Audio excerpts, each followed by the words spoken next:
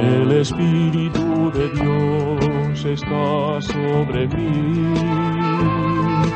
El Espíritu de Dios está sobre mí. Porque Él me ha ungido, Él me ha enviado para dar la buena noticia a los pobres y anunciar a los cautivos la libertad, y anunciar a los cautivos la libertad. Saludos amigos, una vez más nos encontramos para estas reflexiones pastorales, a la vez que seguimos insistiendo para que nos ayuden suscribiéndose, compartiendo estas con otras personas para que llegue a más esta reflexión, esta escucha atenta e interiorizada de la palabra del Señor. Nos encontramos hoy, domingo 26 de enero, en que en nuestro país, República Dominicana, celebramos la fiesta de nuestro patricio, Juan Pablo Duarte. Y estamos inmersos también ya cerca la fiesta de nuestro padre y maestro de la juventud, San Juan Bosco. Pero la palabra de Dios nos sigue llamando, como también lo hizo con ellos, para que vayamos acercándonos más a Él y podamos ser sus hijos.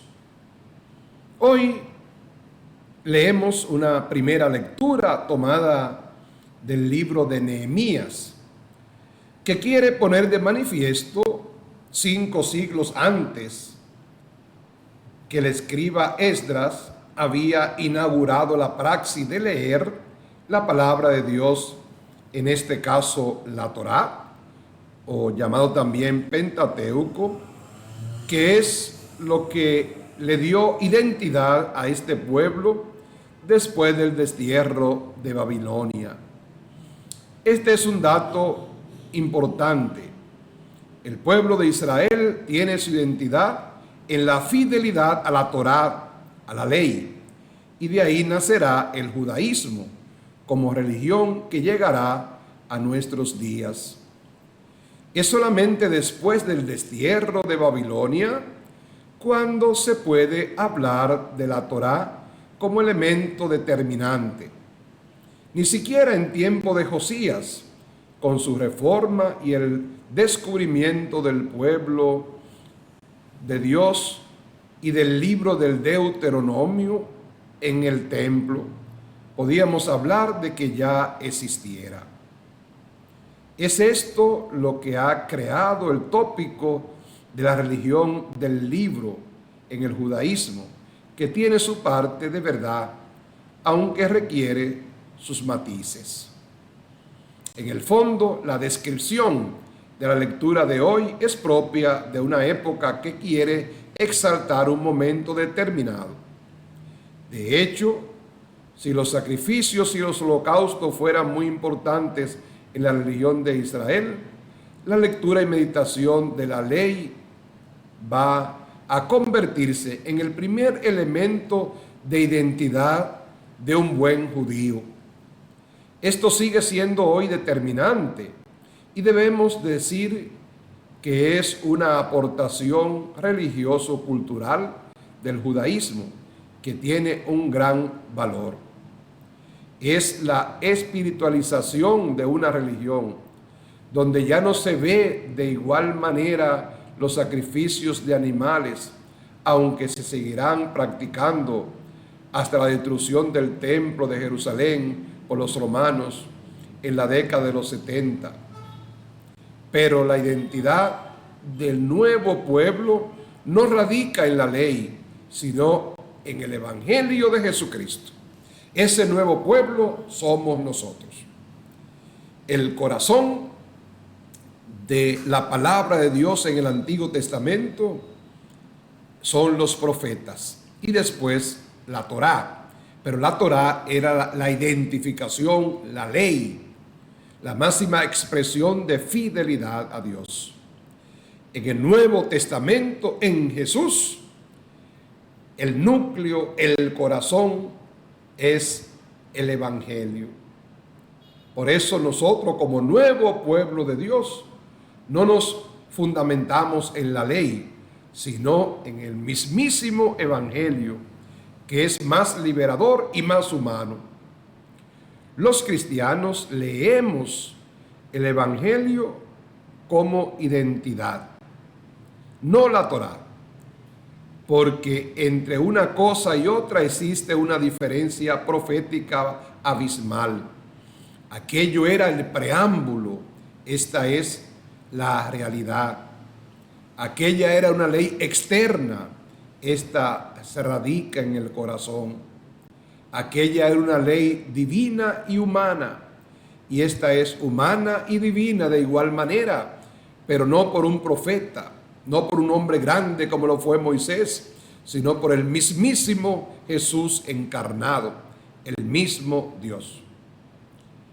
La segunda lectura que hoy leemos es de la primera carta a los Corintios, en el capítulo 12, del 12 al 30. Una carta que iremos leyendo varios domingos. Vuelve sobre esta primera carta a los Corintios como relato contigo que va a ir desmenuzando estos domingos para explicar la distribución de los dones y la necesidad de un buen funcionamiento de los diversos servicios y ministerios. Recurre a un símil. La iglesia, la comunidad, es como el cuerpo humano, organismo que no puede subsistir más que gracias a la diversidad de sus órganos y de sus funciones, y que a pesar de su multiplicidad es una unidad inquebrantable en razón de su misma diversidad. Quien quisiera estar sin mano o sin pies o sin ojos o sin oído, pues de la misma manera sucede con el cuerpo de Cristo, con la comunidad cristiana.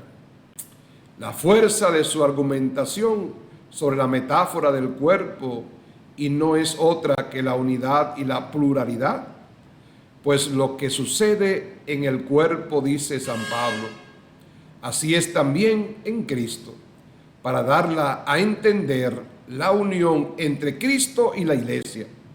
La iglesia debe estar en Cristo y es su cuerpo. Unos valdrán más que otros, como es normal en el cuerpo. Uno puede estar más preparados que otros. Algunos gozan de una mayor dignidad, pero todos unidos forman la unidad del cuerpo de Cristo. Eso significa que en la iglesia no podemos prescindir de nadie, porque como en el cuerpo humano, sin un miembro sufre, todos sufren y todos nos necesitamos. Ese pluralismo es la unidad que nos uniforma. Debe ser tenido muy en cuenta a la hora de saber vivir la experiencia de Cristo en la iglesia. El vosotros sois el cuerpo de Cristo es una afirmación que tiene su sentido en el contexto en que está hablando Pablo. Los distintos carismas, servicios y actuaciones en la iglesia, estos a su vez significa que el papel que cada uno juega en la comunidad cristiana no es para sentirse superior a otros. Son diferentes vocaciones, diferentes servicios y un mismo espíritu, dirá Pablo. La pluralidad se cura en la unidad, sin llegar a ser unificación de vida o de ideas. Y la pluralidad se cura, como veremos en otro momento, en la primera carta a los Corintios, capítulo 13, con la caridad. Y el Evangelio de hoy retomamos el evangelista de este ciclo C, Lucas. Y hoy proclamaremos el capítulo 1 del 1 al 4 y el 4 del 14 al 21. La fuerza liberadora del evangelio. Se introduce hoy este texto con un prólogo en el que el evangelista expone el método que ha seguido para componer su obra. Ha usado tradiciones vivas, orales y escritas, e incluso sabemos hoy que ha usado el Evangelio de Marcos como fuente. No quiere decir que lo siga al pie de la letra, aunque en grandes bloques le sirve como estructura. Lo que sí está claro es que Lucas, con su mentalidad occidental, cuidadosa, historicista, se ha informado cuanto ha podido para escribir sobre Jesús de Nazaret. No obstante, su obra no es ni pretende ser la historia de Jesús, una historia más, sino que, como en caso de Marcos, es el evangelio de la buena noticia de Jesús. Lo que importa, por eso, en realidad, la lectura del evangelio tiene su fuerza en el episodio de Jesús en la sinagoga de Nazaret, donde se había criado. Después de presentarlo como itinerante en la sinagoga de Galilea, donde comenzó a escuchar esa buena noticia para todos los hombres, es ya significativo que el evangelista no se origina, no aparece en Jerusalén, sino en el territorio que, como Galilea, tenía fama de influencia pagana y poco religiosa, de acuerdo con las estrictas formas de Jerusalén. De ahí el hecho popular, y todo comenzó en Galilea. Lucas, no obstante, concederá mucha importancia al momento en que Jesús decide ir hacia la capital del judaísmo, ya que un profeta no puede evitar ir a Jerusalén. Y Lucas es absolutamente consciente que Jesús es el profeta definitivo de la historia de la humanidad. Así nos lo presenta, pues en este episodio de la sinagoga del Evangelio de hoy, dando la gran noticia de un tiempo nuevo, de un tiempo definitivo, en el que aquellos que estaban excluidos del mensaje salvífico de Dios son en realidad los primeros beneficiarios de esa buena noticia. El relato de la sinagoga de Nazaret, lo que leemos hoy, es una construcción muy particular de Lucas, una de las escenas programáticas del tercer evangelista que quiere marcar pautas bien definidas de quién es Jesús y lo que vino a hacer entre los hombres.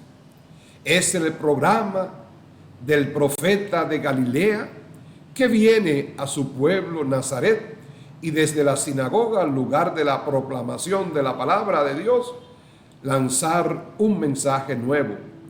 Por ello, el mensaje que nos propone Lucas sobre lo que Jesús pudo decir en Nazaret y en las otras sinagogas se inspira en el texto bien preciso de Isaías 61,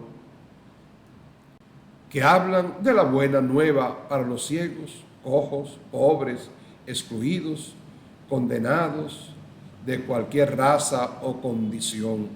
Es bueno recordar parte del propósito del Evangelio de Lucas, presentarnos a Jesús como el Salvador, el que salva al oprimido, al pobre, al necesitado, al ciego, al cojo.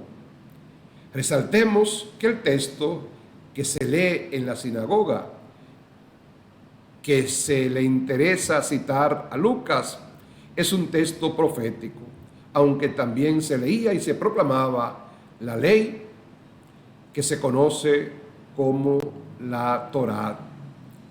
No olvidemos, la primera lectura de hoy encuentra su fuente de inspiración más en la palabra de los profetas que la tradición jurídica del Pentateuco. Esto no lo podemos ignorar a la hora de entender y actualizar un texto como este que Lucas ha construido sobre la predicación de Jesús en la sinagoga de Nazaret. Jesús era un profeta y el pueblo lo veía como tal. Es eso lo que Lucas quiere subrayar en primer lugar, y por eso ha empalmado dos textos de Isaías para ajustar su mensaje liberador y de gracia. Incluso se va más allá, ya que Jesús, como profeta definitivo, corrige las mismas experiencias de los profetas del Antiguo Testamento. En esos textos citados por Lucas se hace caso omiso de la ira de Dios contra aquellos que no pertenecen al pueblo de Israel. Dios, el Dios de Jesús, no ama a un pueblo excluyendo a los otros, sino que su proyecto es un proyecto universal de salvación para todos. Por eso su mensaje evangélico, buena nueva, así como concluye el mensaje fundamental del evangelio de este domingo. Aunque la escena es mucho más compleja y determinante, no obstante, la continuación de la misma se guarda como lectura evangélica para la próxima semana. Lo importante está dicho en Galilea.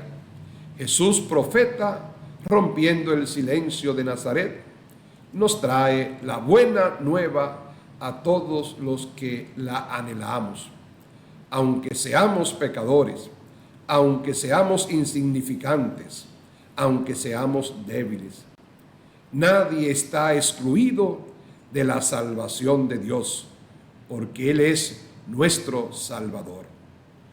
Que en esta semana en que seguimos celebrando y preparándonos también para honrar a Dios por el regalo del Padre y Maestro de la juventud, nosotros podamos también en la espiritualidad salesiana, en la espiritualidad de cada uno de nosotros, podamos también seguir haciendo la voluntad de Dios.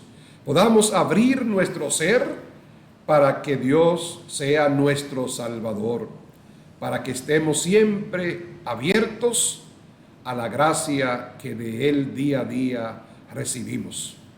Feliz jornada para todos. El Espíritu de Dios está sobre mí.